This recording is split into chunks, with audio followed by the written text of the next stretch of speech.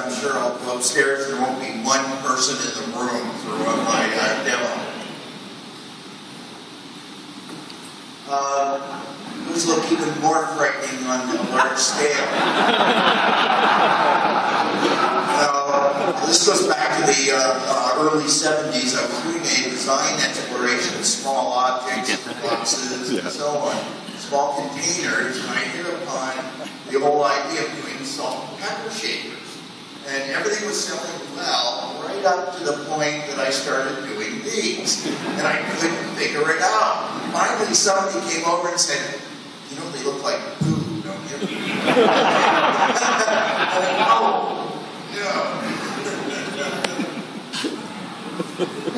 Okay. So I went on from there to do leeches. And I really didn't do it either, I'm afraid. So I dropped that whole design sequence and moved on to my Elephantine series. This is a massive kitchen table I made. It took 8 people to move this around the kitchen if you had to do it. This is part of my design series for the #1 chair. I'll show you in the next slide. I've got a very, very specific design sequence that I go through, going from sketches to quarter scale models to full-size mock-ups. And this is where I was going until I got to the full-size mock-up. And this really saved me, just taking that additional step of sawing the chair out on a solid wood, because that really is one of the most ugly chairs I was about to make. That's what the chair eventually evolved into after having seen the full-size mock-up. We continued to do these chairs since the first one was designed in 1979, and we're up over 350 of these, and there's probably chairs in every state in the U.S. and even a couple of Canadian provinces. The chair you're looking at here is laminated in solid Picasso ebony, inlaid with pure silver and mother of pearl. In some cases, I'm also designing the fabric and having it molded. The design influence here comes from Frank Lloyd Wright, it comes from Charles Ray McIntosh, it comes from Hans Wegner, and if you look closely, you can kind of see it.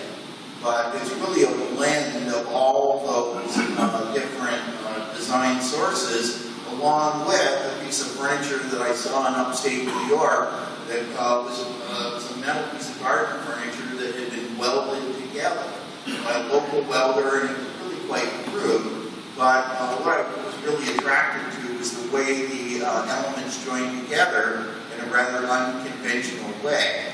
So that got me thinking about developing the design for this chair. This also comes from a very pragmatic design sequence. I often go through, as I mentioned, models and so on, small quarter-scale models.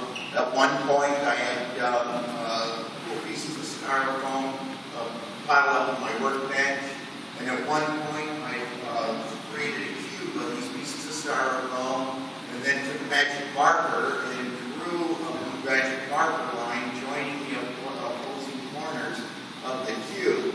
And then I imagined withdrawing the cube, leaving the line intact. And so I was smart enough to realize that only gave me 2 points on the ground and it would fall over. So I simply added another cube and drew the line on that. Now, the other thing I want to point out is, as I'm going through my design sequence, I am not giving any thought to how I'm going to make any of the furniture that I'm designing. I simply generate an idea that I would like to pursue, and then problem solve how I'm going to make it. Now, this was done some years ago, and that joint where the 2 pieces intersect, that comes from the Encyclopedia of Furniture Making on page 265, if I recall correctly. And there's a collection of different joints, and I've just simply gone through that collection and found something that was kind of similar to what I had in mind, and then just use that as my jumping off point to problem solve this. Now the technique I use here is the tapered laminating, and I've got parts upstairs that are similar to what you're looking at right here. This is a relative recent piece. I work for private residences right across the U.S. This is work that's going out to a home in the West, and the current collection we're doing for that home involves about 15 pieces of furniture. I've been working for that woman since 1986. And now we're adding even more furniture to a new home. The curve here is steam bent ash, and then we've ebonized the ash using a ordinary household black tea, vinegar, and steel wool.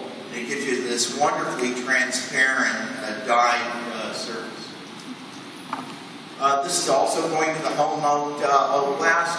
This is a hall table. It's a little over 6 feet long. That circular hoop has been steam bent. That piece was 106 inches long when we started, and after we bent it around the form with a compression strap, we measured the inside distance, and it had been compressed to 92 inches, which means that the inside face has been compressed by a full 14 inches. Alright, so that piece of wood you're looking at is 2.5 inches thick and 4 inches wide. So that's a fairly large piece of walnut. The top is whirled walnut with a waterfall radial edge around it, and then the scallop apron with ebony details in between. And